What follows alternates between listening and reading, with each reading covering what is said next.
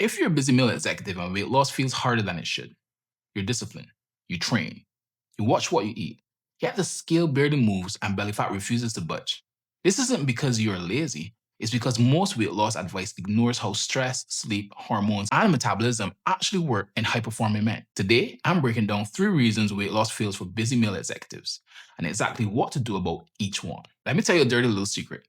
Your starting point isn't what you think it is. Most execs, you aren't rolling into fat loss with a clean slate. You spent years chained to a desk, marinating in stress, running on fumes, and watching your testosterone take a nosedive. All that is like putting your metabolism in a straitjacket. So here's the kicker. When you try to lose weight, your body isn't playing by the same rules as that 25-year-old fitness influencer on Instagram. I've seen this over the years working with people in corporate. The normal numbers aren't their numbers. And so when you cut calories to where you actually get some movement on the scale, it isn't sustainable for long enough to get to the weight that you want. And say that you do get there. You can't keep the weight off because you've had to go so low on calories to achieve that weight. So the weight comes back on faster than you can eat an ice cream in the hot sun. Now, it's not all doom and gloom because there is a solution. It's pretty much what I did when I was a busy exec and failed at weight loss over and over again. And from that experience, I developed a system I call metabolic conditioning. I had to boost my calories to optimize my metabolism and then give weight loss another go while consuming more calories. Weight loss happened like ABCs even though I was consuming more calories. Let me use a story to illustrate. 2 guys enter a tree cutting contest. One's young, jacked, and ready to go full lumberjack mode. The other, older. Looks like he's about to take a nap. The young gun starts hacking away like he's auditioning for a Marvel movie. The older guy, he just sits there, sharpening his axe all day long.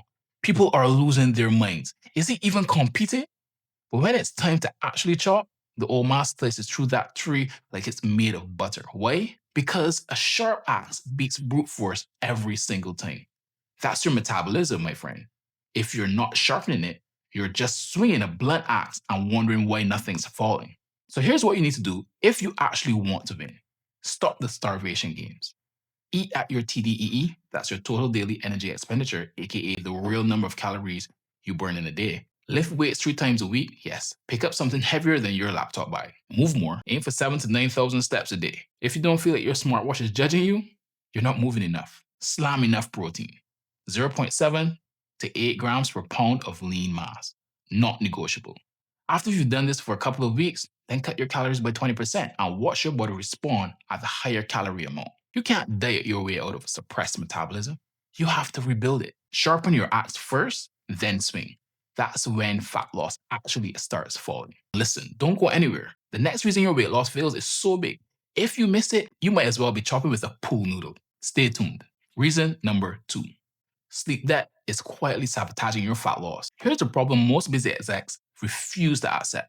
You're tired, but you've normalized it. You wake up early, you grind all day, you answer emails at night, maybe squeeze in a workout, then crash. You tell yourself, I'll sleep when things slow down, except things never slow down. And your body keeps the receipts. Sleep debt doesn't just make you groggy, it reprograms your hormones. Cortisol stays elevated, testosterone drops, hunger hormones spike, insulin sensitivity tanks. Now you're hungrier, less motivated, holding water, storing fat, and losing muscle even if calories look perfect on paper. Here's the part that most people don't want to hear. You can eat the same calories, train the same way, and lose significantly less fat simply because you're underslept. I've seen execs do everything right and stall for months until sleep gets fixed. Then suddenly, fat loss shows up like it was waiting its turn. Why? Because fat loss isn't a willpower problem, it's a recovery problem. Let me put it this way. Trying to lose fat while sleep deprived is like trying to drain a bathtub while the tap is still running. You can scoop water all day, but until you shut that tap off, you're just busy, not effective.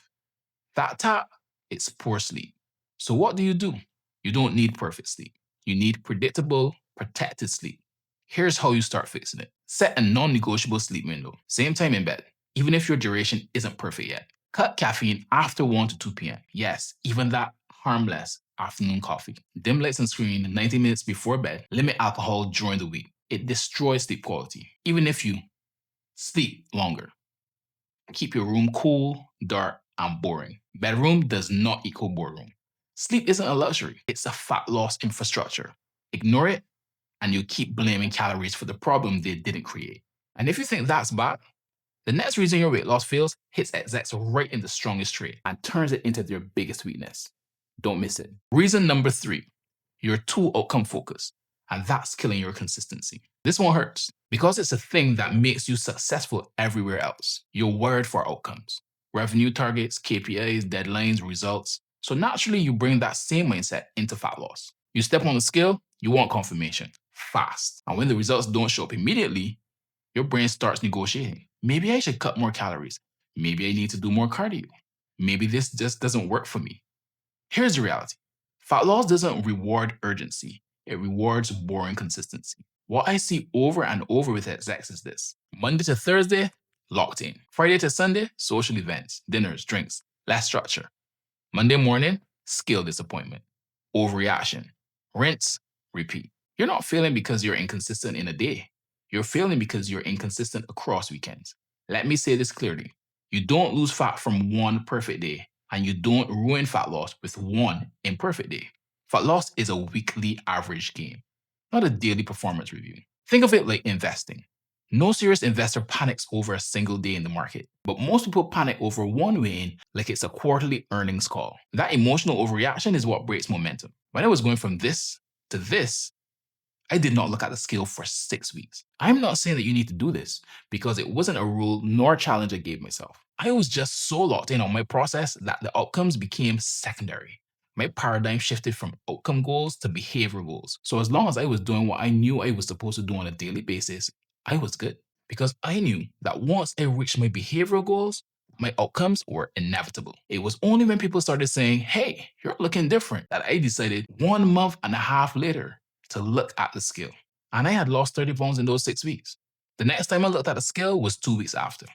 So instead of chasing outcomes, you need to lock in process control. Here's how execs fix this properly. Track weekly averages, not daily scale weight. Measure progress with waist, photos, strength, not just pounds. Just success by behaviors completed, not scale movement. Steps hit, protein targets met, workouts completed, sleep protected. When the process is consistent, the outcome has no choice but to follow.